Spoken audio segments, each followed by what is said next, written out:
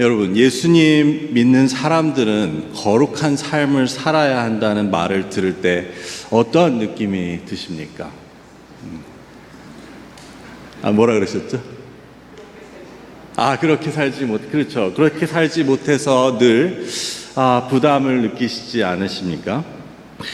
근데 거룩이란 말은 인간이면 누구에게나 좀 부담이 되는, 혹은 심지어 우리 기독교인들에게도 좀 거리감이 느껴지는 일이라고 할 수 있습니다. 우리가 어떻게 그럴 수가 있지?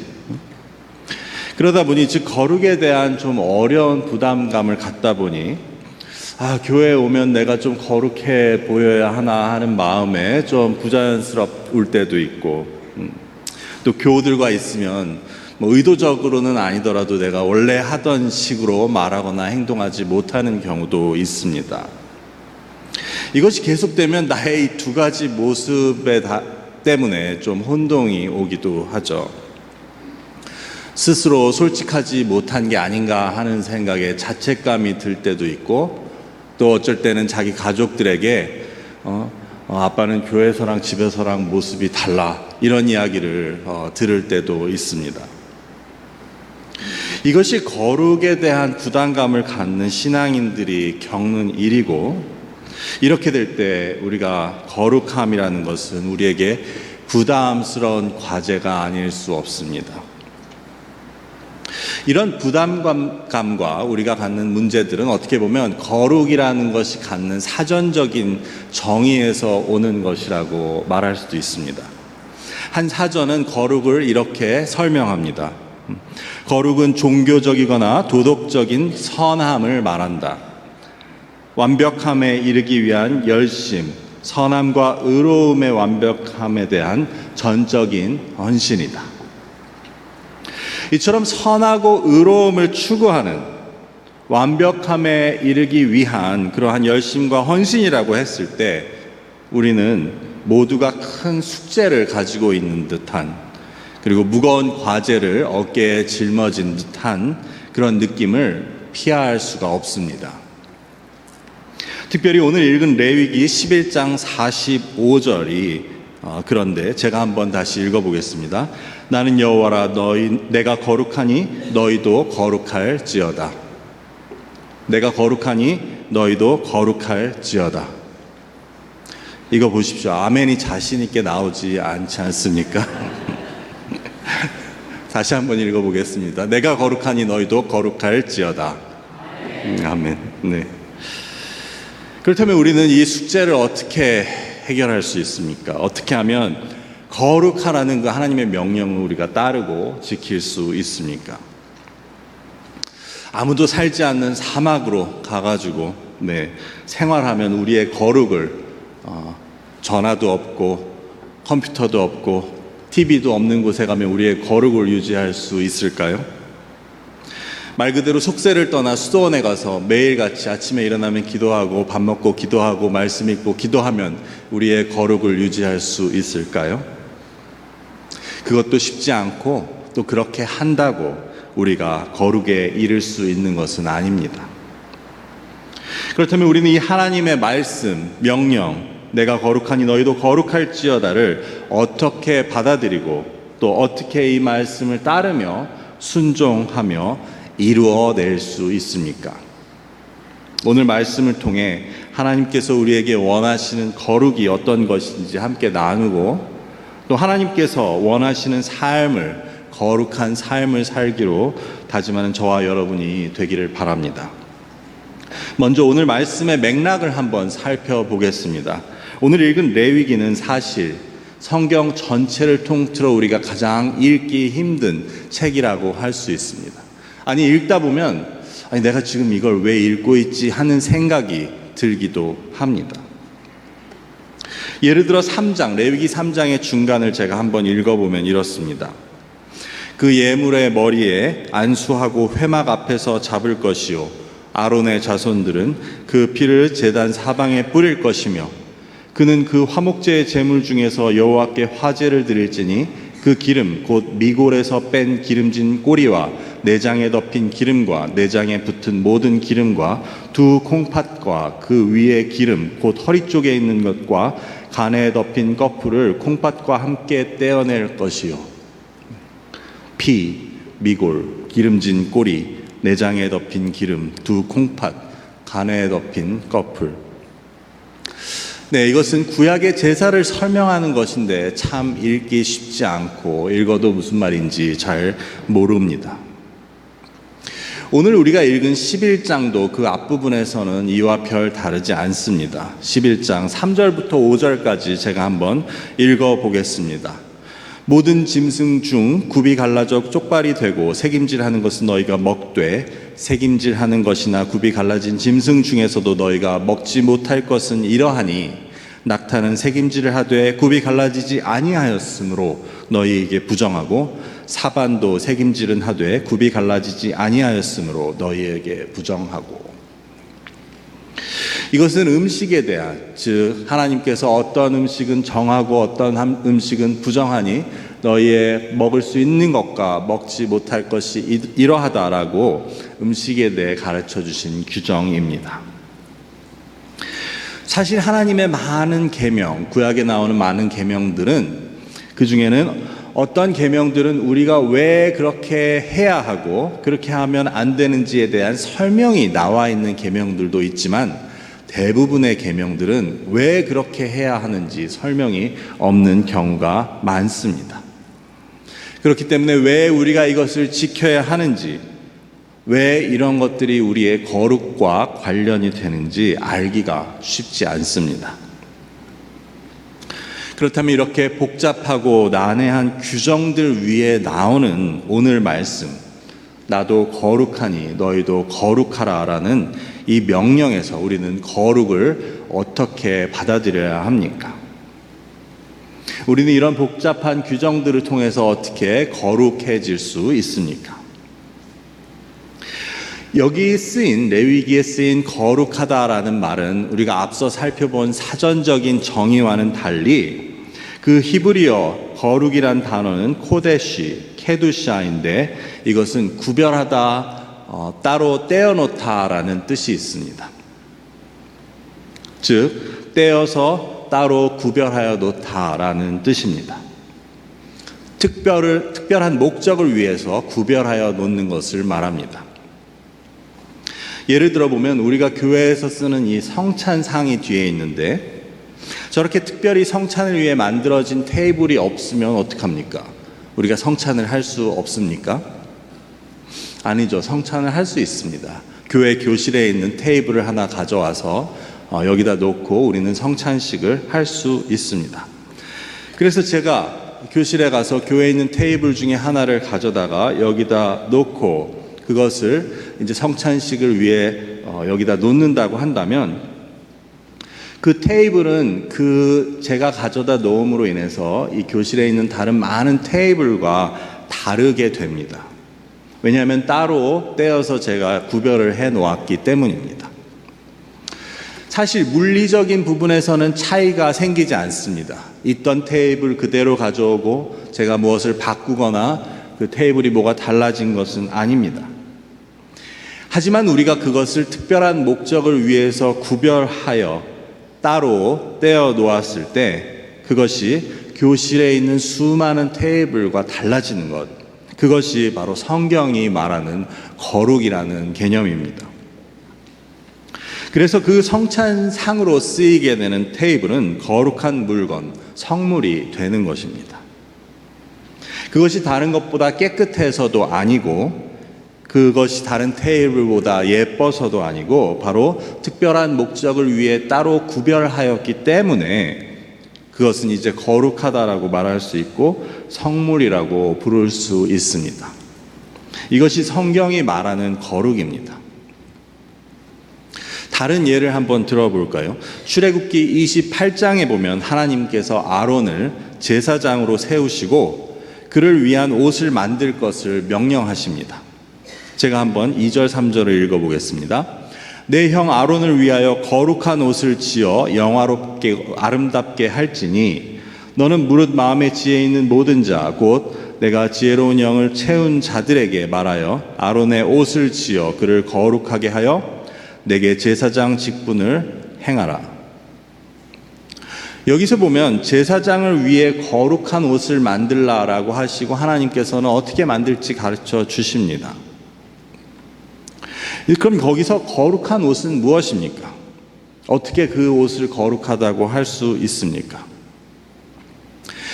그 옷은 하나님께서 만들라고 하는 방식을 따르지만 그 재료가 특별한 것도 아니고 또한 그 자체가, 옷 자체가 특별히 거룩한 속성을 가지는 옷은 아닙니다.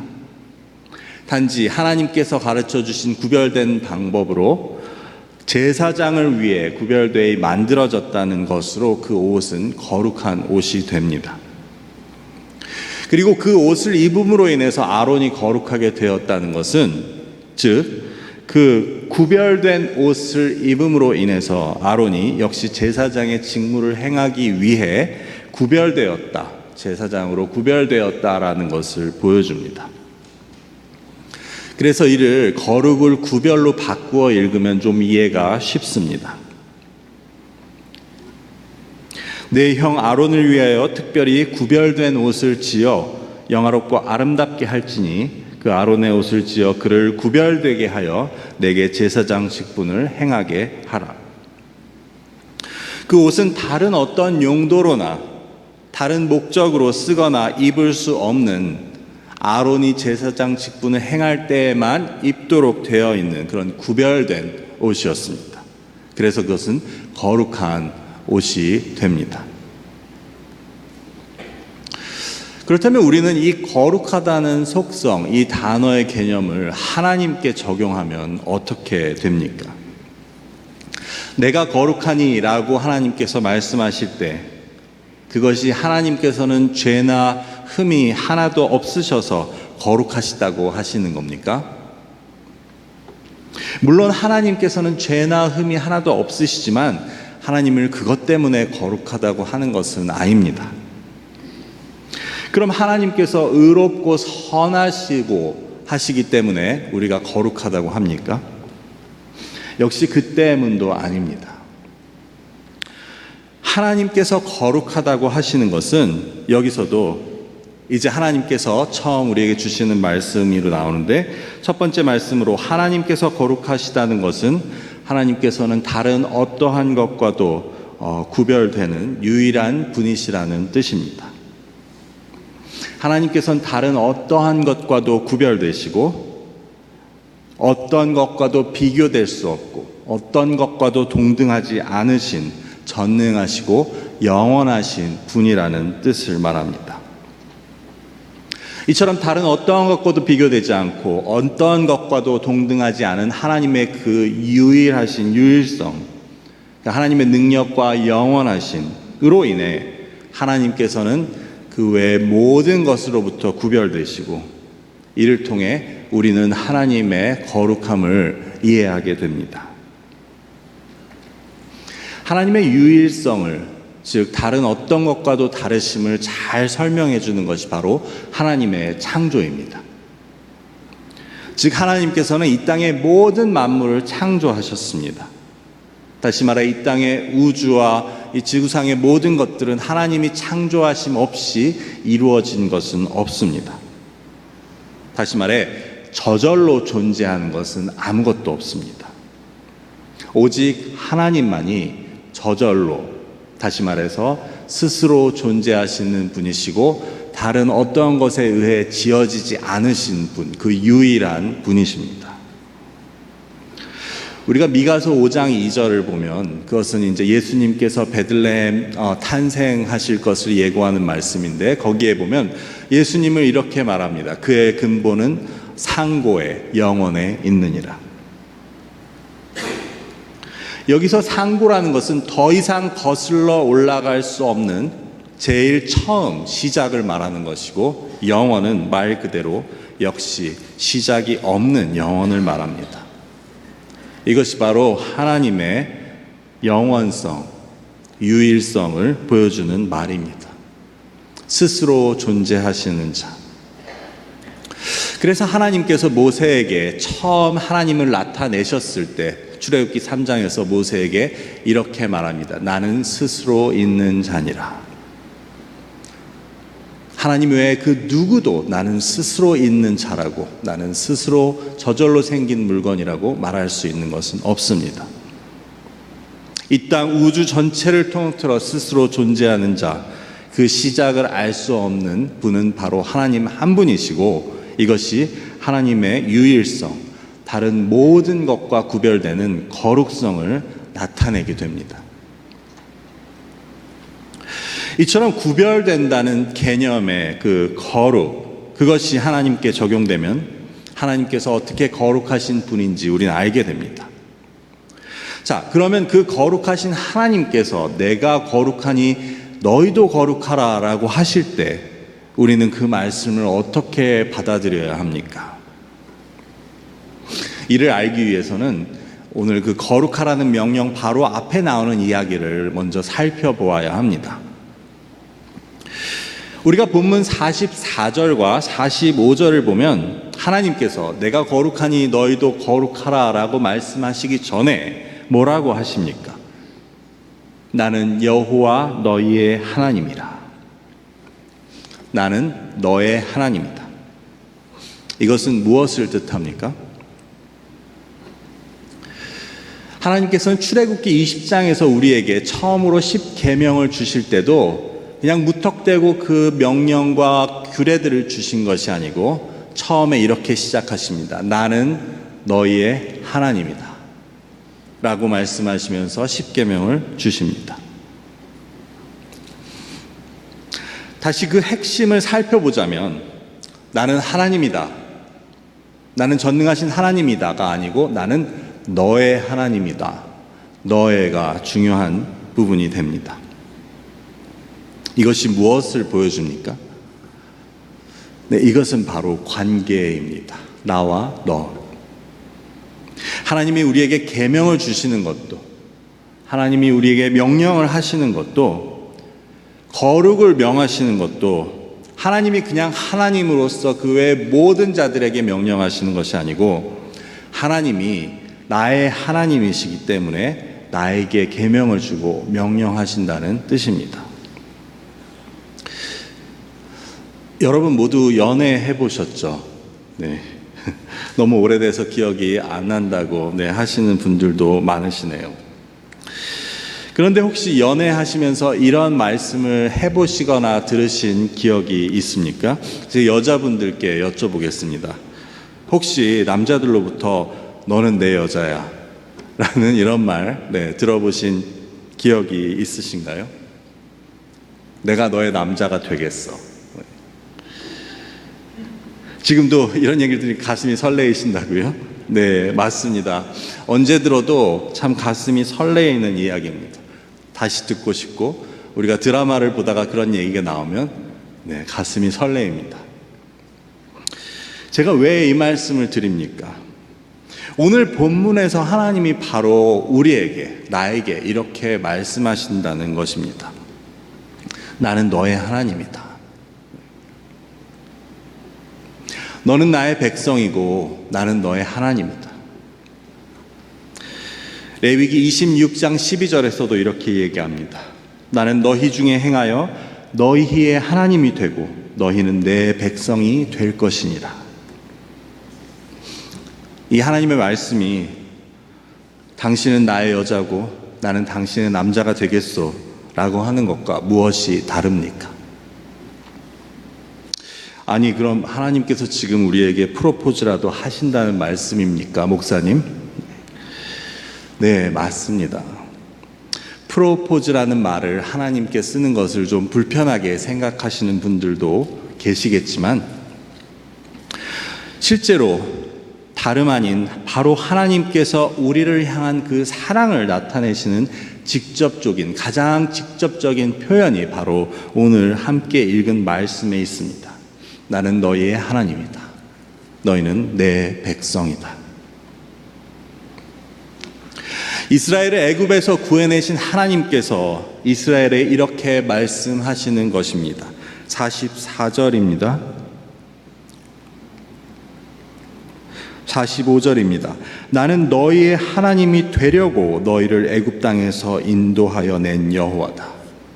너희의 하나님이 되려고 너희를 애굽 땅에서 인도해 냈다라고 그렇게 말씀하십니다. 이를 통해 하나님께서는 그 하나님과 이스라엘의 관계를 단도직입적으로 말씀해 주십니다. 그리고 이는 또한 우리에게 말씀해 주시는 하나님의 말씀입니다. 하나님의 우리를 향한 사랑을 이처럼 연인의 사이에 사랑으로 비유하는 것이 아직 불편하십니까? 옳지 않다고 생각하십니까? 하나님께서는 성경을 통해 아주 많은 경우 하나님의 우리를 향한 사랑을 남녀간의 사랑에 비유해서 설명해 주신 경우가 많습니다. 예를 들어서 아가서를 보면 우리를 향한 하나님의 사랑을 이렇게 성경은 설명합니다. 아가서 6장 2절 4절 말씀입니다. 내 사랑하는 자가 자기 동산으로 내려가 향기로운 꽃밭에 이르러서 동산 가운데서 양떼를 먹이며 백화파를 꺾는구나. 나는 내 사랑하는 자에게 속하였고 내 사랑하는 자는 내게 속하였으며 그가 백합과 가운데에서 그 양떼를 먹이는도다. 내 사랑아, 너는 디르사같이 어여쁘고 예루살렘같이 곱고 깃발을 세운 군대같이 당당하구나. 한편의 연애 편지같이 보이지만 이는 우리를 향한 하나님의 그 사랑, 하나님의 마음을 남녀간의 사랑으로 표현하고 있는 말씀입니다. 이뿐 아니라 호세아 선지자에게도 하나님께서는 이스라엘을 향한 하나님의 마음을 설명하기 위해 그 도망간 부인을 가서 데리고 오는 그 남편의 심정으로 선포하고 있으심을 알 수 있습니다. 그렇다면 이처럼 너는 나의 사람이다 라고 말하는 뒤에 이어지는 내용은 무엇이 올 수 있겠습니까? 그것은 바로 나의 사람이 나만을 위해 구별되는 것을 원할 것입니다. 그대로 다른 사람들 사이에 섞여서 그 수많은 사람들 중에 한 사람으로 있는 것이 아닌 나만의 특별한 사람, 나만을 위해 구별된 사람이 되기를 바라는 것입니다. 하나님께서도 바로 우리에게 거룩을 요구하시는데 그것은 우리가 하나님을 위해 구별된 존재라는 것에 대한 그러한 인식을 가져야 하는 것을 보여줍니다. 그리고 하나님께서 우리를 신부로 택하셨다는 것, 그리고 하나님께서 그 나의 하나님이 되시겠다고 하는 것에 대한 우리의 응답은 다름 아닌 우리가 하나님을 위해서 구별된 존재라는 것을 알고 또 그 하나님께서 요구하시는 구별된 삶을 사는 것이라는 말씀입니다. 여기서 오늘 하나님께서 주시는 두 번째 말씀이 나오는데 그것은 바로 우리의 거룩함, 다시 말해 구별된 삶은 하나님의 사랑에 대한 우리의 응답이라고 말씀하고 있습니다. 지난주에 우리 교회 한 부부께서 일 때문에 런던에 다녀오셨는데 그 이야기를 들으시고 한 집사님께서 이렇게 말씀하셨습니다. 나도 런던에 가면 케이트 미들턴을 한번 만나보고 싶다. 네. 여러분, 케이트 미들턴이 누구죠? 네. 영국 윌리엄 왕자의 아내입니다. 즉 공주이죠. 윌리엄은 현재 엘리자베스 여왕의 손자로서 엘리자베스 여왕의 아들 찰스 황태자와 죽은 다이애나 비 사이에 태어난 아들입니다. 평민 출신이었던 케이트 미들턴은 윌리엄 왕자를 대학에서 만나서 2011년에 윌리엄 왕자와 결혼함으로 인해서 이제 케임브리지 공작 부인 캐서린으로 불리게 됩니다. 그녀는 나중에 윌리엄이 왕이 되면 영국의 왕비가 되는 것입니다. 그래서 2011년에 그녀가 이제 윌리엄 왕자랑 결혼할 때 세상의 모든 언론들도 거기에 주목을 했으며 또 그들의 일거수일투족에 관심을 기울였는데 바로 그 중에 하나가 그녀가 윌리엄 왕자랑 결혼하게 되면 따라야 하는 그 왕실의 룰에 관한 것이었습니다. 공식적, 비공식적으로 한 10가지 정도가 되었던 것으로 알고 있는데 그것을 잠시 말씀드리면 이렇습니다. 첫 번째, 이제는 케이트라고 불릴 수 없다. 누구든지 그녀를 케임브리지 공작부인 캐서린이라 아니면 웨일즈 윌리엄 공작부인으로 불러야 한다. 두 번째, 투표를 할 수 없다. 세 번째, 정치 경선에 참여할 수 없다. 네 번째, 부자처럼 있는 돈을 마음대로 쓸 수 없다. 다섯 번째, 일반 대중의 관심에서 결코 벗어날 수 없다. 이것은 파생된 이야기겠죠. 여섯 번째, 다툼의 쟁점이 되는 내용은 결코 공식적으로나 비공식적으로 말할 수 없고 관계해서도 안 된다. 일곱 번째, 이게 참 제일 슬프더라고요. 조개나 게나 새우를 먹을 수 없다. 왜냐하면 식중독의 위험이 있기 때문이다. 여덟 번째, 다른 직업을 가질 수 없다. 이제는 자신이 하고 싶은 일을 할 수 없다. 아홉 번째, 왕실 공식 문서 외에는 다른 어떤 것에도 사인을 해서는 안 된다. 누가 와서 사인 좀 해달라 그래도 결코 사인도 할 수 없습니다. 열 번째, 엘리자베스 2세 여왕이 식사를 마친 후에는 더 이상 밥을 먹을 수 없다. 네, 이런 내용들 이외에도 여러 가지가 있었다고 합니다. 이런 특이한 그 룰들은 무엇을 말해줍니까? 사실 그 전에 그녀가 생각해보지도 않은 그러한 일들을 이제 왜 그녀가 이런 것들을 지켜야 합니까? 그것은 바로 그녀가 윌리엄 왕자를 만나서 결혼하고 영국 왕실의 일원이 되었기 때문입니다. 그녀가 왕자랑 결혼하는 순간 그는 영국의 다른 모든 여인들과 구별되는 이름을 갖게 되고 다른 모든 여인들과 구별된 삶을 살게 되는 것입니다. 누가 영국의 다른 여인들에게 이러한 조항을 요구하겠습니까? 아무에게도 이것은 강요되지 않습니다. 그녀도 이전에는 즉 윌리엄을 만나기 전 다른 여인과 같이 구별되지 않았을 때는 여기 나온 조항들과 아무런 상관이 없었습니다. 하지만 그녀가 윌리엄의 여인이 되었을 때, 즉 영국 왕실의 일원이 되었을 때 그녀는 구별되었고 그녀의 구별됨이 이제 구별된 삶을 요구하게 된 것입니다. 하나님께서 우리에게 무엇인가를 명령하시고 또 계명을 주실 때 늘 그에 앞서서 나는 너의 하나님이고 너는 나의 백성이다 라고 말씀하시는 것은 바로 하나님의 그 사랑과 그로 인한 하나님과 우리와의 관계, 그 언약의 관계를 상기시켜 주시기 위한 것입니다. 우리를 사랑하셔서 특별히 우리를 그 많은 사람들 중에 택하시고 우리를 따로 구별하여 주셨기 때문에 우리에게는 구별됨이 그 세상 다른 모든 사람들과 다른 구별된 삶이 요구되는 것입니다. 이것이 우리에게 요구되는 거룩입니다.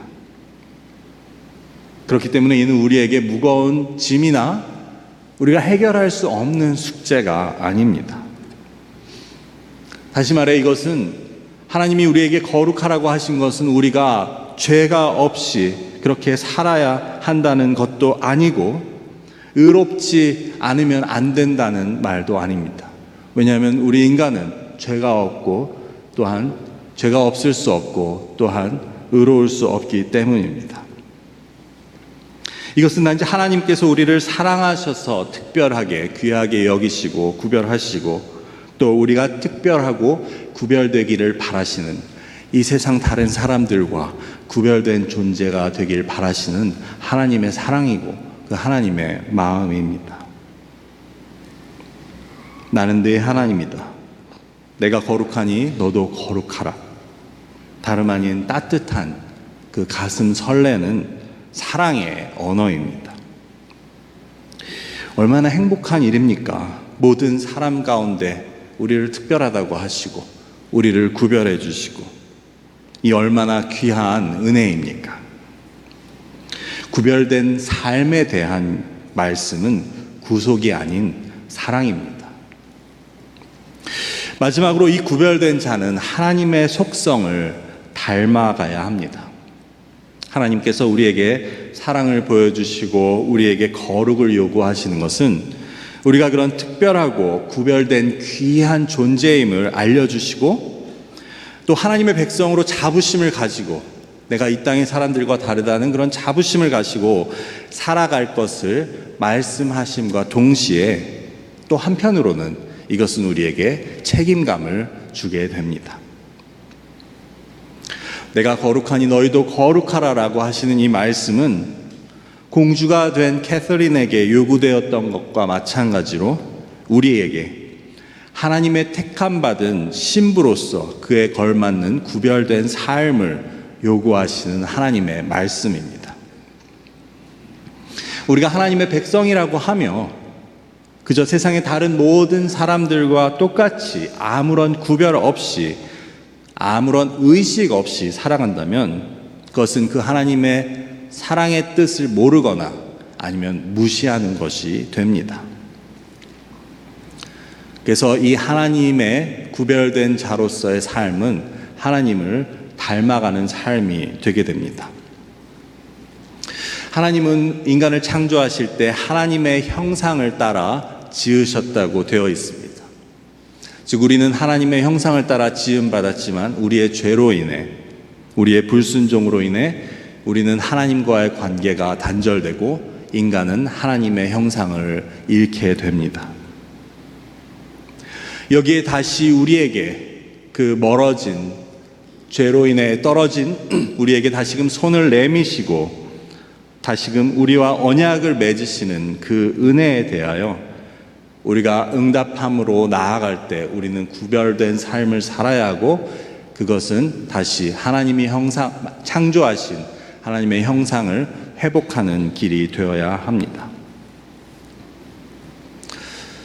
거룩 그 자체가 선하고 의로움을 말하지는 않지만 구별된 존재, 즉 하나님의 사랑을 받은 신부로서 우리의 구별된 삶은 하나님의 속성, 하나님의 형상을 닮아가고 회복해야 합니다. 왜냐하면 사랑하는 사람은 서로 닮아가게 되어 있기 때문입니다.